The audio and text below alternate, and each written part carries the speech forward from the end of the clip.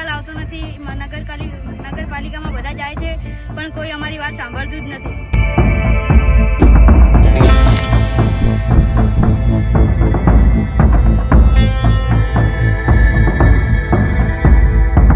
ચોમાસે થાય છે અને આજકાલ 4 મહિનાથી છે પણ કોઈ વગેરે કરાવતું નથી અને કોઈ નગરપાલિકા વાળાને કહીએ અમે લોકો તો એ લોકો કઈ સાંભળતા બી નથી।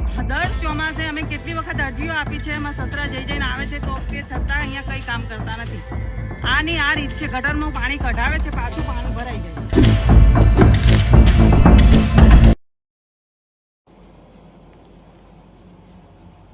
બનાસકાંઠા જિલ્લાના ડીસા ભોપાનગર માળીવાસ વોર્ડ નંબર 11માં છેલ્લા ઘણા સમયથી ગટરનું પાણી ઉભરાય છે। આ ગંદકીના કારણે લોકોમાં રોગચાળાનો ભય ફેલાઈ રહ્યો છે। રહેવાસીઓના આક્ષેપ છે કે તેઓ અઠવાડિયામાં 3 વાર નગરપાલિકા કચેરીએ જાય છે છતાં પણ કોઈ પગલાં લેવામાં આવતા નથી। આશ્ચર્યની વાત તો એ છે કે નગરપાલિકાના કર્મચારીઓ તેમને તમે ભોપાનગરના રહેવાસી નથી કહીને પરત મોકલી દે છે।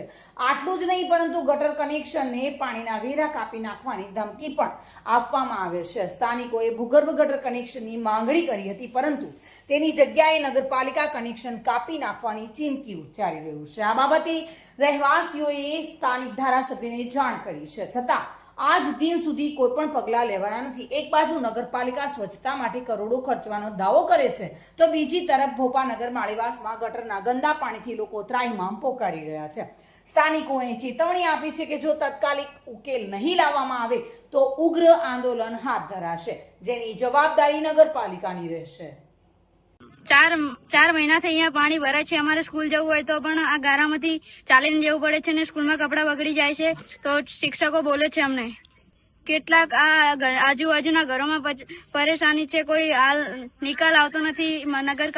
નગરપાલિકામાં બધા જાય છે પણ કોઈ અમારી વાત સાંભળતું જ નથી।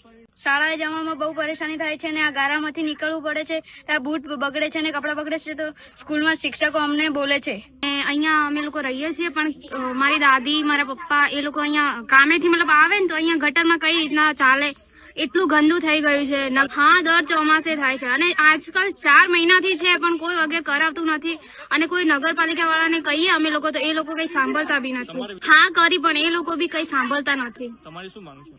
અમારી માંગ છે કે બસ આ રસ્તો વગેરે કરાવે, ગટર વગેરે કરાવે, બસ આટલી જ માંગ છે। બસ અમારે બીજું કઈ જોતું નથી કે પાણીનો નિકાલ થવો જોઈએ। 4 મહિનાથી આ પરેશાની છે ભાઈ। અહીંયા 4 મહિનાથી આનું આ જ પોઝિશનમાં છે। અહીંયા આ રીતના જ દર ચોમાસે અમે કેટલી વખત અરજીઓ આપી છે, એમાં સસરા જઈને આવે છે તો તે છતાં અહીંયા કઈ કામ કરતા નથી। આની આ રીત છે, ગટરનું પાણી કઢાવે છે, પાછું પાણી ભરાઈ જાય છે। તો આ પાણી વધુ વરસાદ પડે તો ઘરમાં પાણી ઘૂસે, ઘરમાં બી પાણી આવે છે। અહીંયા અમારા ગટરનું પાણી ભરાઈ જાય છે, અમારા રૂમમાં બી આવે છે। ગટરનું જે અમારા સંડાસ બાથરૂમમાં છે ને એ પણ અંદર આવે છે। આ બધાને રજૂઆત તો અમે કરેલી જ છે ભાઈ, પણ તે છતાંય અમારે ત્યાં પાણી ગટરનો કઈ નિકાલ આવતો નથી। અમારી માંગ એટલું જ કે આ ગટર સફાઈ કરાવો બસ, અને અહીંયાથી અમારા છોકરા બધા બીમાર થાય છે, બસ આ ગટરની સુવિધા સારી કરી આપો। બીજી અમારી શાળા છોકરા નથી જઈ શકતા કારણ કે અહીંયા પાણી ભરાય। મારા સાસુ ઘરડા છે, એમને પણ ડાયાબિટીસની તકલીફ છે। આ ગંદકીના કારણે એ બિચારા બહાર નથી નીકળી શકતા। કેટલી માર જેઠાણી પણ બીમાર, બધા બીમાર છે અમારા ઘરના, તે છતાંય અમારે અહીંયા કઈનો નિકાલ લાવતા નથી। તો ડીસા નગરપાલિકાની બેદરકારીના કારણે ભોપાનગર માળીવાસના લોકો ભારે મુશ્કેલીમાં મુકાયા છે। સ્થાનિકોમાં રોષ છે અને હવે નગરપાલિકા આ સમસ્યાનું તાત્કાલિક નિરાકરણ લાવે કે ફરી એકવાર માત્ર કાગળ પરના દાવાઓ જ કરે છે તે જોવાનું રહ્યું।